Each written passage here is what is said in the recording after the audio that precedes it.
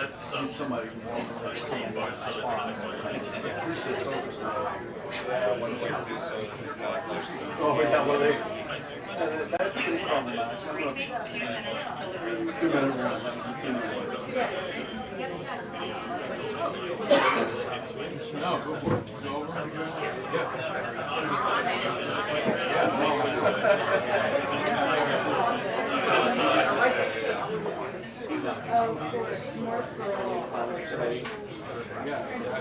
Spaghetti.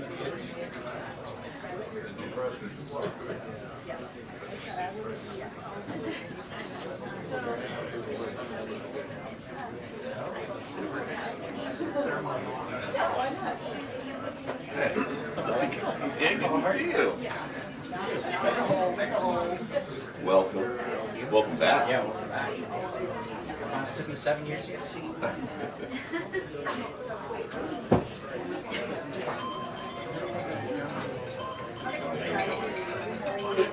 Fine, thank you.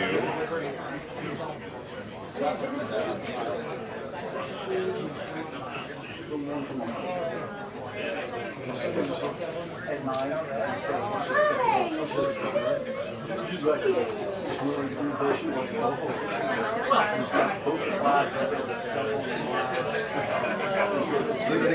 Bring your fire, my friend. Bring your fire.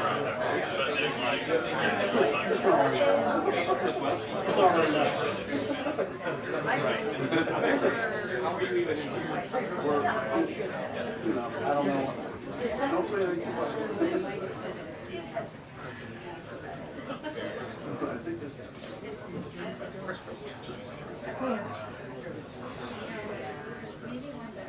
They do that. Nice to see you. And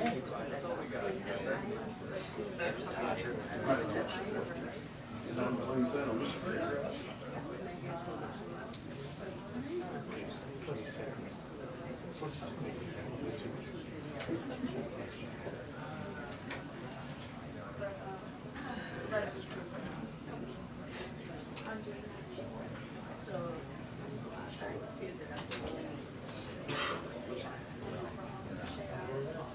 I can see the edge of the door when it starts to open. Fill here in all 6.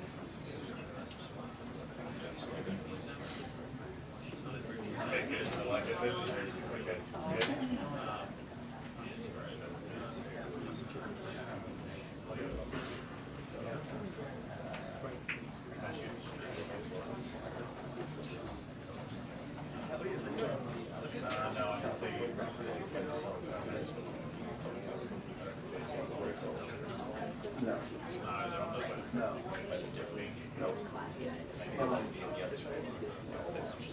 Oh, I'm talking about.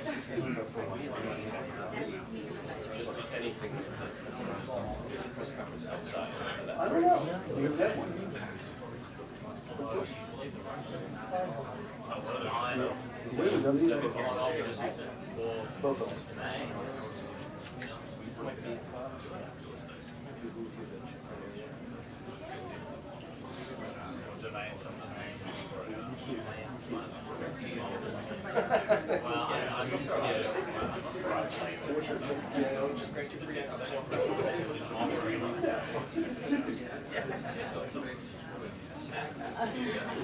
Text me something. I'll meet you out there. Show you where we can go.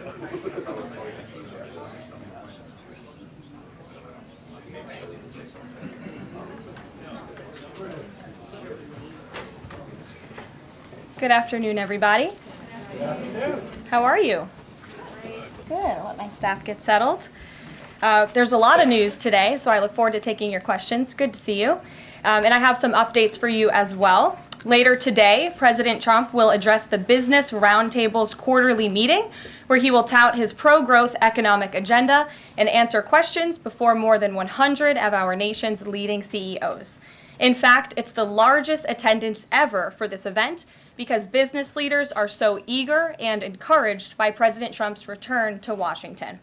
This follows President Trump's roundtable yesterday with the Technology CEO Council here at the White House, where he met with key leaders in the technology industry. And last night, President Trump also held an official swearing-in ceremony in the Oval Office for Sean Curran, who is now the 28th Director of the United States Secret Service. Sean demonstrated unbelievable bravery under gunfire in Butler, Pennsylvania this past July when an assassin tried to kill President Trump. As someone who got to know Sean personally throughout the campaign last year, I can say unequivocally that there is nobody better suited for this important role. And following the confirmation of Labor Secretary Lori Chavez DeRomer last night, the Senate has now confirmed 21 of President Trump's well-qualified cabinet-level nominees, far outpacing the previous administration. And looking ahead, tomorrow, the president will welcome the Taoiseach Micheál Martin of Ireland for the annual White House Shamrock ceremony. And Thursday, President Trump will welcome the NATO Secretary General for a working meeting and lunch. On the economy, February's jobs report was good news for America, particularly our manufacturing sector. The manufacturing sector gained 10,000 new jobs in just 1 month under President Trump. This rebound was led by the automobile sector, where we saw 9,000 new auto jobs created already. That is the most auto jobs added to the economy in 15 months. This was a complete turnaround from the Biden administration, where we were losing an average of 9,000 manufacturing jobs per month last year. Reuters is out with a report that a number of companies are now looking at expanding their presence or bringing their businesses into America because of President Trump's policies. And just moments ago, before coming out here, I saw another report by Reuters revealing that Merck has opened a $1 billion facility at its North Carolina site. This is just the latest pharmaceutical company to boost its U.S. manufacturing in lieu of President Trump's tariffs. This announcement follows Eli Lilly's plans to invest at least $27 billion to build 4 new manufacturing plants here in the United States. And Pfizer has also said it's considering moving their manufacturing overseas right here to the United States of America. As the president has said over and over again, when we purchase products made in the USA, the profits stay here, the revenue stays here, and most importantly, the jobs stay here. And despite the globalist mainstream media's attempts to worry consumers, President Trump will not repeat the trend of past American presidents who broke their promises to the American public and smiled while they stuck a knife in the back of American workers and shipped their jobs overseas. Our country has lost more than 5 million jobs in more than 90,000 factories due to devastating globalization over the last 3 decades alone. North Carolina lost 300,000 manufacturing jobs, including 60% of its furniture manufacturing jobs in the years following NAFTA. And in Michigan, globalist policies destroyed 250,000 jobs, including 40% of the auto industry, which again we know is clawing back because of President Trump's action already. These are harrowing statistics that represent countless towns and families who have been completely destroyed. But the America Last globalist era is ending under President Trump. He will no longer allow our country and our workers, our hard-working American families, to be ripped off. On another very important issue for the president, he continues to work hard to secure the border. If you missed it yesterday, CBP launched an enhanced home mobile app with a new feature, the Intent to Depart, which offers unlawfully present aliens or those aliens whose parole has been revoked an orderly and defined process to notify the U.S. government of their intent to depart the country. The CBP Home app strengthens our mission to secure the border and provides illegal aliens with a straightforward way to leave now before facing much harsher consequences later.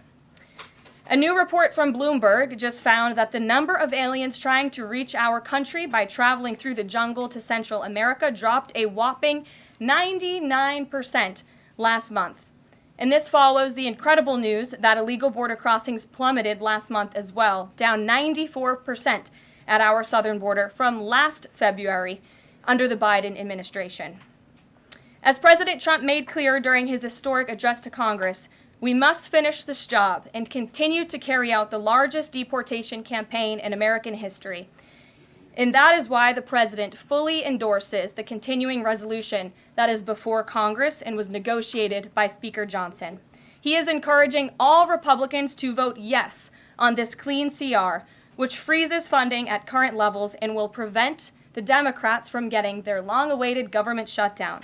Voting against this CR will hurt the American people and kill the incredible momentum that President Trump has built over the past 51 days. And lastly, before I take questions, I would like to commend the Washington Post, who I believe is in the room today. According to a new report from Axios, the Washington Post is overhauling their newsroom structure. It appears that the mainstream media, including the Post, is finally learning that having disdain for more than half of the country who supports this president does not help you sell newspapers. It's not a very good business model.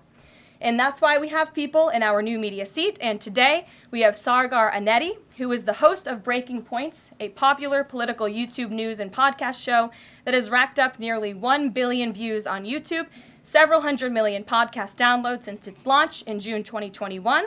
He's also a former member of the White House Correspondents Association, but is now a part of the thriving independent media.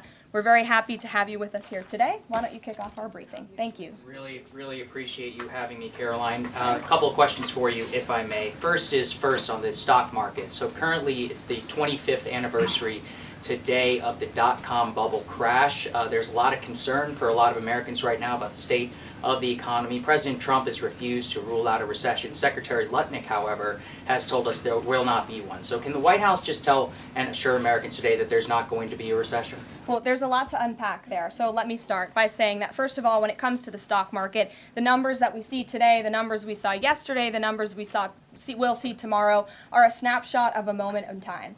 And as President Trump has said, and I'm here to echo the remarks of this president of this White House, we are in a period of economic transition. We are in a period of transition from the mess that was created under Joe Biden in the previous administration. Joe Biden left this country in an economic disaster. Several statistics to point out. The delinquency rate on credit card loans increased 63% under Joe Biden, hitting a near 12-year high. Under Joe Biden, all net job growth went to foreign-born Americans. Real wages declined by 1.5% under Joe Biden. And as we all know, and this administration continues to combat, prices soared more than 20% under Joe Biden because of his reckless spending and economic policies. So we are in a period of transition from that economic nightmare under a president who had no idea what he was doing, never held a private sector job in his life, into a golden age of American manufacturing under a businessman and a deal maker in chief in President Donald J. Trump, who is implementing the formula that we know works. Look at President Trump's results in his first term. If people are looking for certainty, they should look at the record of this president. That's why the American people re-elected him back to this office. And look at everything that President Trump has already done and his team has already done in just 51 days. The massive efforts to deregulate. Tax cuts, which we need Congress to pass the Trump economic agenda, the Trump tax cuts, which will unleash economic growth.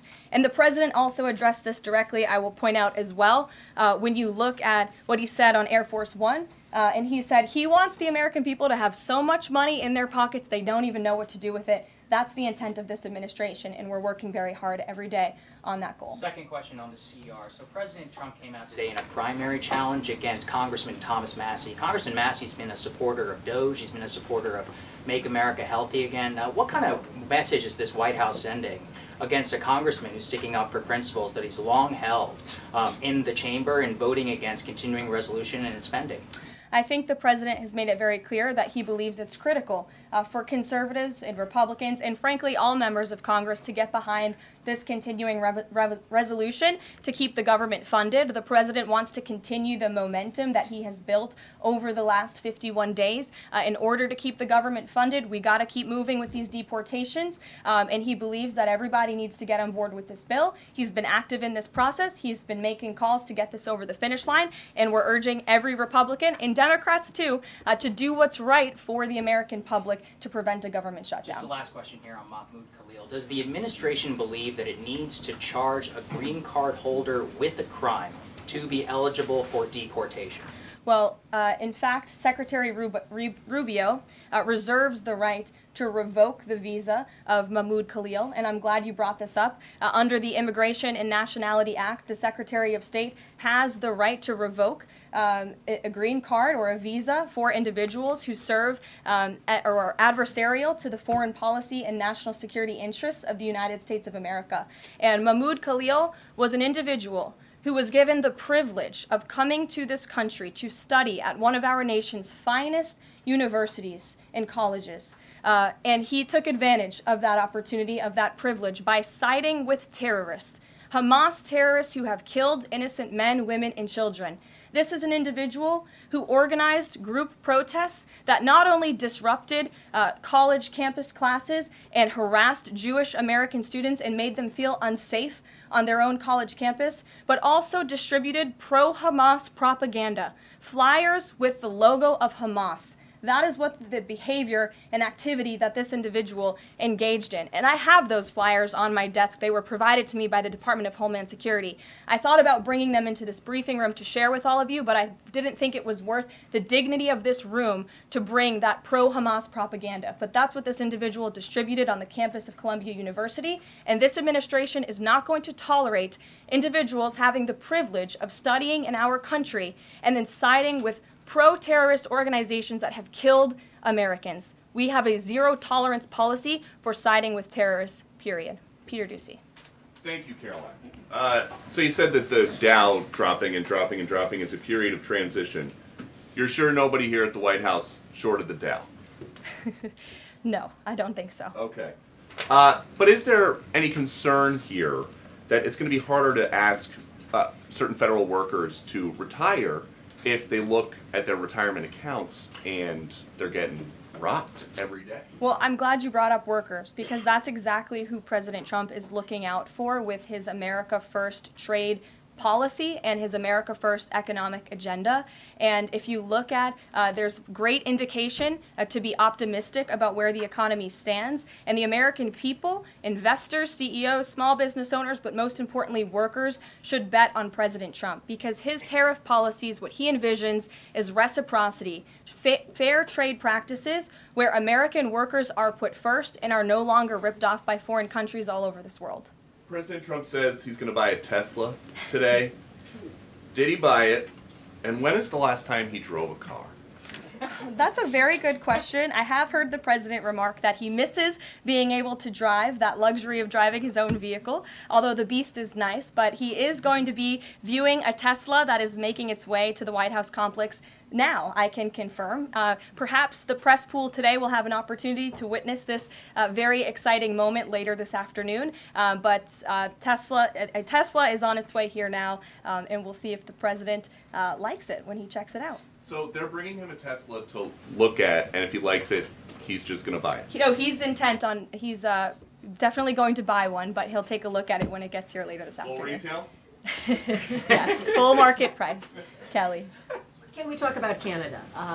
What is the status of President Trump having a conversation with Mark Carney? We have seen the president use the term governor to refer to Justin Trudeau. Will that moniker also go to Mr. Carney going forward? And is the decision to increase the tariffs, is that based on a specific economic metric that he looked at? Is it impulse? How would you describe his reaction to candidates? The president has not yet spoken to Mr. Carney, not since I checked, which was just moments ago. But certainly his phone is always open to leaders who wish to speak with him. As for the tariffs, the president made his position on this quite clear with the statement that he put out. And it was a retaliatory statement due to the escalation of rhetoric that we've seen out of Ontario, Canada. The president saw the premier, Doug Ford, make an egregious and insulting comment threatening to shut down electricity for the American people, for hardworking American families. He made that threat. The president saw that and has an obligation and a responsibility to respond accordingly. and represent the interests of the American people. So he has made the decision to add a 25% tariff. So now steel and aluminum tariffs will come into effect tomorrow at the rate of 50%. And our steel and aluminum industries have actually applauded these tariffs because, again, they know it's going to grow their industry here. It's going to allow them to export more steel that is made right here in the United States with American workers. Egregious and insulting are your words here, but that's what many Canadian leaders have said about the actions President Trump has taken toward Canada. And what do you think the timeline is for speaking to Mr. Carney? Because normally a sitting president speaks to a close ally very quickly when there's new leadership. Well, the president is, again, responding to the fact that Canada has been ripping off the United States of America and hardworking Americans for decades. If you look at the rates of tariffs across the board that Canadians have been imposing on the American people and our workers here, it is egregious. In fact, I have a handy-dandy chart here that shows not just Canada, but the rate of tariffs across the board. If you look at Canada, since you brought it up, American cheese and butter, nearly 300% tariff. You look at India, 150% tariff on American alcohol. You think that's helping Kentucky bourbon be exported into India? I don't think so. 100% tariff on agricultural products from India. Look at Japan, tariffing rice, 700%. President Trump believes in reciprocity, and it is about dang time that we have a president who actually looks out for the interests of American businesses and workers. And all he's asking for at the end of the day are fair and balanced trade practices, and unfortunately, Canada has not been treating us very fairly at all over the past several decades. To the woman in the purple, because I saw you were making a face at my previous answer, so what's going on? Well, actually, I have a couple of questions. At the core of pro-Palestinian protests on college campuses and elsewhere is a demand to end the war in Gaza, a goal that this administration actually supports and has pursued. So why has this not been acknowledged or highlighted even? Because these colleges and these protests have again put out Hamas propaganda. The flyers that have been distributed call for violence. The flyers that have been distributed have the logo of an organization that has held Americans hostage, that murdered innocent babies, that murdered men, women, and children. They are a designated foreign terrorist organization, and we are not going to tolerate non-citizens, foreigners who come here on a visa engaging in such behavior, siding with terrorists. And the Secretary of State reserves the authority to revoke the green card or the visa of an individual who serves as an actually it says right here, reasonable grounds to believe that the alien's presence or activities in the United States would have potentially serious adverse foreign policy consequences to the United States.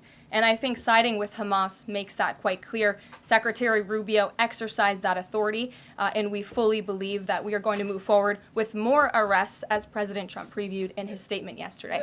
Ed. Yeah, thanks. Go ahead. Caroline. So are there conversations between the administration and the Canadians going on over this tariff? Because the Ontario Premier says the next step is to cut off electricity to the U.S. And the president put out a statement after seeing those comments and said that it would be there would be grave consequences imposed on Canada if they think about shutting off electricity for the United States of America and our citizens. And the president is also determined to ensure that we are depending on American electricity, not the electricity production of foreign nations, including our allies in Canada. As for conversations, there is continued correspondence between the president's team, particularly Secretary Lutnick, and the Canadians as well. And in the market reaction, how do you sell to the American people then after they're looking at what's happening in the markets this week and say that the tariff policy long term is something good?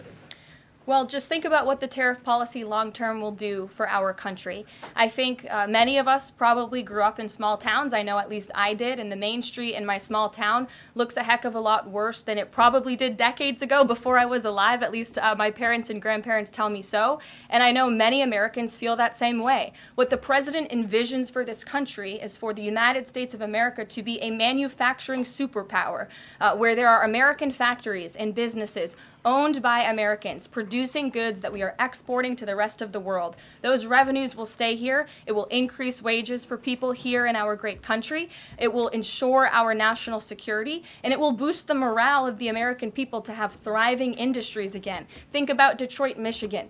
Think about North Carolina, as I mentioned, that used to have a thriving furniture industry that no longer exists because of the globalist trade policies of previous and past administrations. And the American people gave the president a tremendous opportunity to restore American greatness and restore our manufacturing dominance, and he's intent on doing just that. John. Thanks, Caroline. Two questions for you. First, on the CR, you put up on the screen the president's message to Republicans to support this continuing resolution. Is there outreach to Democrats? Because what we've seen since the beginning of the fiscal year is that in order to get a continuing resolution, you need bipartisan support and you need compromise. Well, right now, we are focused on House Republicans and on the House, because that's the first step, as you know, John. And so the president has engaged in correspondence with House Republicans, whipping votes and getting them to a yes, which I understand has been pretty successful this morning thus far. And so, again, the president is encouraging Republicans especially, but again, as I said, all members of Congress to vote to continue funding this government so we can continue the business of the American people, which elected President Trump to do. And then on financial markets, we've seen this decline yesterday. We see it today as well. It seems that the read on the president's policies is one in which they do not have confidence in his trade tariffs policy. They do not have confidence in what the president said to Fox News over the weekend, that he didn't rule out the idea of a recession. What is your read in terms of the decline that we've seen over the last week and a half in financial markets? Well, I think there's actually a lot of reason to be confident, and many people do feel confident. Just look at the nearly $2 trillion in private investment that this president has secured. Look at the comments made by the CEO of Apple, one of the biggest companies in this world, who said that he is bullish on the future of American innovation under the leadership of President Trump. Look at CEO confidence. According to the Conference Board measure of CEO confidence, in Q1 2025, under the leadership of this president, it jumped to its highest level in 3 years, from cautious optimism to confident optimism. If you, again, look at the $2 trillion in investments from some of the biggest companies in the world. Look at the jobs report last Friday, as I also cited in my opening remarks. Fox Business reported that Trump sees a manufacturing boom in first full jobs report of his second term. Look at the auto jobs that have already poured back into America. We added 9,000 new auto jobs. Those are sticky jobs. Those are good paying jobs. That's 9,000 American families who will now be able to live the American dream because of the policies of this administration. You also look at small business optimism. The NFIB put out a report this morning. Small business optimism continues to be far higher than it ever was under the previous administration. There's a lot of reason to be optimistic. And again, the American people, CEOs and people on Wall Street and on Main Street should bet on this president. He is a deal maker, he is a businessman, and he's doing what's right for our country. He wants to restore wealth to the United States of America. Michael, good to see you. Hey, Caroline, thank you. Two questions, if I may. Will the administration be providing any relief to states affected by the Ontario power tariff? Well, the president has made it very clear that Canada would be very wise not to shut off electricity for the American people, and we hope that that does not happen. As for what would happen if that does take place, I'll leave it to the president to make those decisions. Does President Trump share the Justice Department's concern over rising egg prices and possible collusion of big egg? Well, we definitely do share the concerns of the American people when it comes to the price of eggs. However, good news, the average cost of a dozen eggs is actually down since Secretary Rollins and President Trump announced their plan. It's down $1.85. So that's good news on the cost of eggs. And as we know, under the Biden administration, egg prices went up 22%. This is another example of an economic mess that President Trump inherited, and the Secretary Secretary of Agriculture and the President are focused on fixing it. Secretary Rawlins put out a 4-point plan rather, to address this crisis. And she has been honest and realistic with the American people, as this administration always is. It will take about 3 to 6 months to get the egg supply back to where it should be, but she's focused, and this administration is focused on doing that every day. Karen. Thanks, Caroline. Just back on the markets, you said that what we're seeing this week right now on Wall Street is a snapshot of a moment in time. But does the president think he bears any responsibility for the turmoil in the stock market this week? Look, the president is unwavering in his commitment to restore American manufacturing and global dominance, and I think he doubled down on that this morning with his new statement and the tariffs that will be implemented tomorrow on steel and aluminum. And he has said recently he's not looking at the market. He said you can't really watch the stock market, but all of the gains since Election Day have been erased in the S&P 500. At what point, how far do stocks have to fall before the president considers it a factor and changes course? Again, as I just said, the president will look out for Wall Street and for Main Street, just like he did in his first term, and people on Wall Street and Main Street should bet on this president. He's doing what's right for this country. Nick, good to see you. Good to see you too. Thank you, Caroline. So, is the president prepared, like what we saw with Congressman Massey, to pressure other Republican lawmakers into supporting this continuing resolution?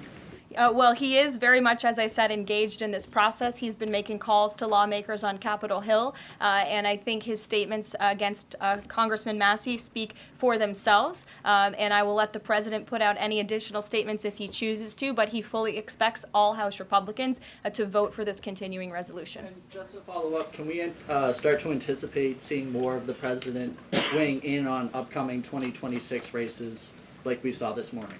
I'm not sure about that. I'm not even sure if I'm allowed to speak about that from this podium. I would check in with our outside political team for guidance on future races and the president's involvement. Elena. Thank you. I wanted to ask about some comments Elon Musk made yesterday. He said that there is $500 to $700 billion in waste and fraud and entitlement spending.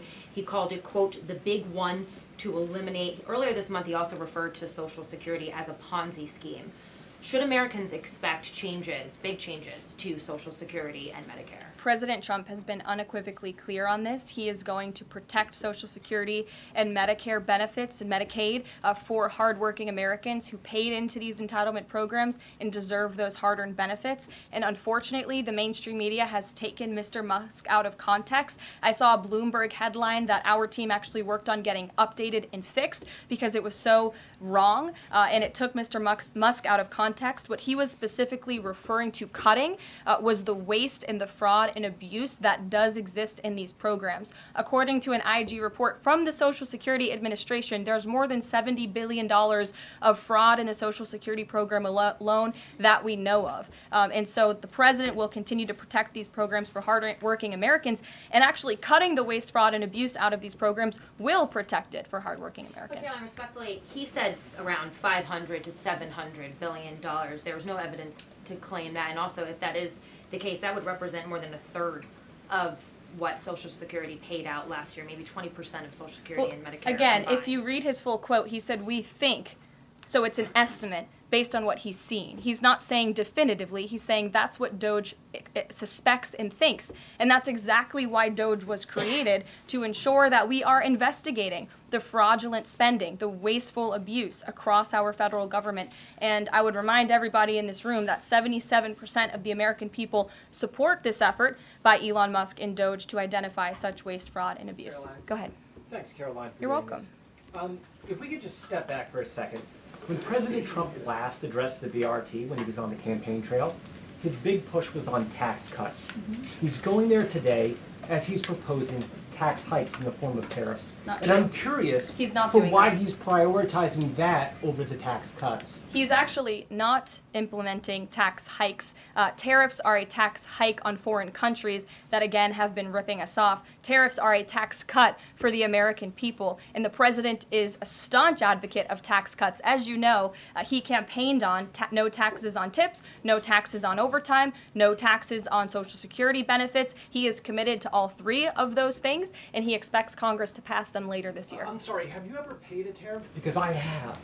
They don't get charged on foreign companies, they get charged on the importers. And ultimately, when we have fair and balanced trade, which the American people have not seen in decades, as I said at the beginning, revenues will stay here, wages will go up, and our country will be made wealthy again. And I think it's insulting that you are trying to test my knowledge of economics and the decisions that this president has made. I'm now regret giving a question to the Associated Press. Mary, go ahead. Hey, Caroline. I have two, if that's okay. The first one was on Russia, Ukraine. I know Special Envoy Witkoff said yesterday that Zelensky apologized in his letter to Trump. Can you share any more about that letter and what else might be interesting from it that we don't know? Yes, the president did reference that letter, as you're saying, in his joint address to Congress. And I do have an update. As you know, Secretary of State Rubio and our National Security Advisor Mike Waltz have been negotiating with the Ukrainians today in Saudi. They will be providing a full readout of that meeting very soon. But I can assure you and everybody here and the American people that the news we've received from that meeting throughout the day and the president has been briefed on is positive. This meeting has been productive. I will let Secretary of State Rubio and our National Security Advisor speak to the specifics of what has taken place today when they are ready to do so when the meeting concludes. Lindsay, go ahead. The president has said this is the first of many arrests like this. Does the administration have a rough estimate of how many arrests you're planning to make similar? I don't have an estimate. I do know that DHS, based on very good intel that they have gathered at the direction of the president's executive order, which made it very clear to the Department of Homeland Security that engaging, as I said, in anti-American, anti-Semitic, pro-Hamas protests will not be tolerated. So since the president signed that executive order and since Secretary of Known has taken the oath at DHS, they have been using intelligence to identify individuals on our nation's colleges and universities, on our college campuses, who have engaged in such behavior and activity, and especially illegal activity. And so I don't have a readout on how many arrests will come, but I do know that DHS is actively working on it. And I also know that Columbia University has been given the names of other individuals who have engaged in pro-Hamas activity, and they are refusing to help DHS identify those individuals on campus. And as the president said very strongly in his statement yesterday, he is not going to tolerate that, and we expect all America's colleges and universities to comply with this administration's policy. Jasmine. On Canada, after all of these threats to increase tariffs or turn off electricity, I wonder, does this administration still consider Canada to be a close ally of the United States? Well, I think Canada is a neighbor. They are a partner. They have always been an ally. Perhaps they are becoming a competitor now. But as the president also laid out in his Truth Social post today, he believes that Canadians would benefit greatly from becoming the 51st state of the United States of America. And I actually looked into some of the research about the cost of living in Canada, and the cost of living is much higher than it is here in the United States of America. The average cost of a home in Canada is much higher. In Quebec, the highest tax rate for an income of $150,000 or more is 53.3%, more than half of Canadians' incomes they are being taxed on. So the president has made it clear that he believes Canadians would be better served economically, militarily, if they were to become the 51st state of the United States of America. Reagan.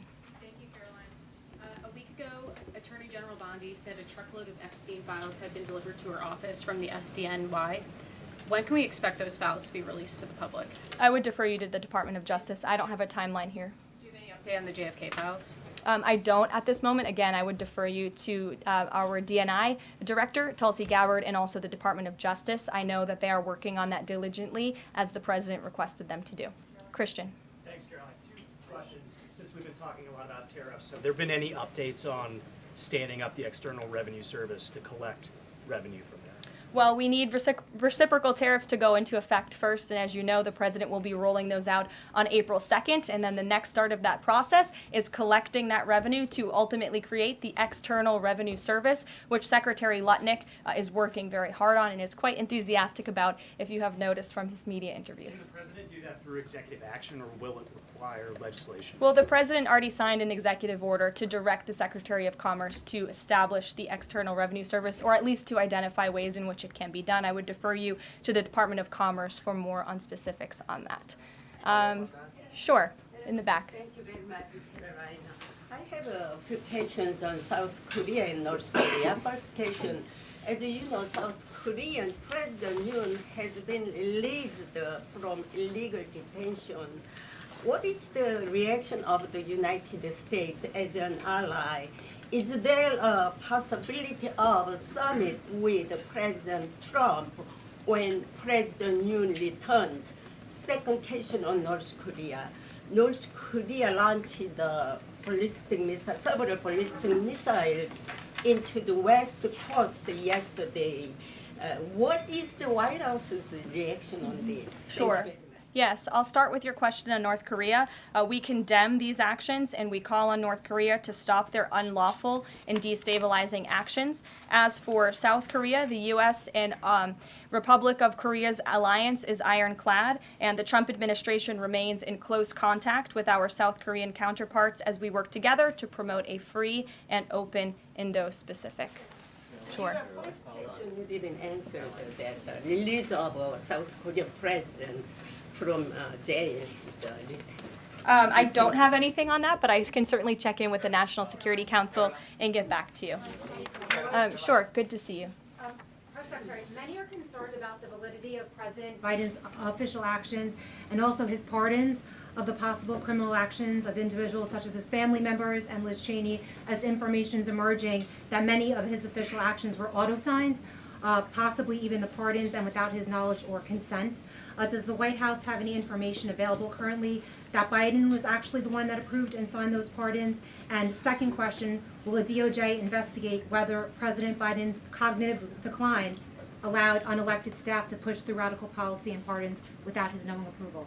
I don't know the answer to that question, but I can check in with our folks here who may know the answer to that question and get back to you. Dasha, go ahead. Caroline, you did a great job articulating the vision that President Trump has for what he believes his tariffs can do in terms of bringing jobs back to the United States. I asked you last week about how much Americans might need to buckle up for some short-term pain, a conversation that with the President and Treasury Secretary Scott Bessent have had with the people. I'm wondering,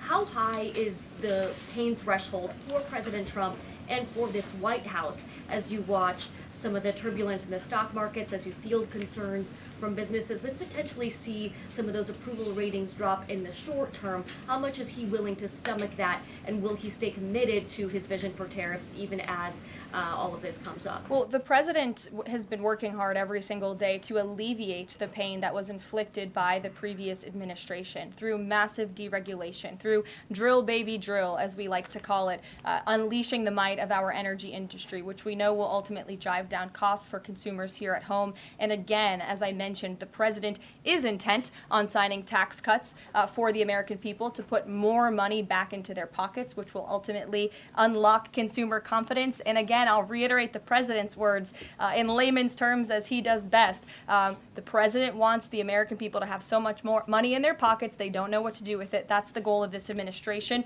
through tariffs, through tax cuts, through deregulation, and through unleashing the potential of our energy industry. I have two more quick notes before I wrap up. April 28th, I can confirm that the Philadelphia Eagles will be here at the White House to celebrate their Super Bowl victory. I know there was a lot of fake news about an invitation that wasn't sent or was sent. We want to correct the record. We sent an invitation. They enthusiastically accepted, and you will see them here on April 28th. And lastly, on a sad note, I would like to express our condolences to Fox News and to the entire Fox family who did lose a cameraman, Craig Savage, who passed away at 61 years old recently. A very tragic death, an individual who was a great man and covered this building for many, many years. So the entire press office, the communications office here wants to express our condolences with his family and also with Fox News. And I'll see you guys later. Perhaps you'll see the president in a Tesla later this afternoon. Have a good one. Thank you.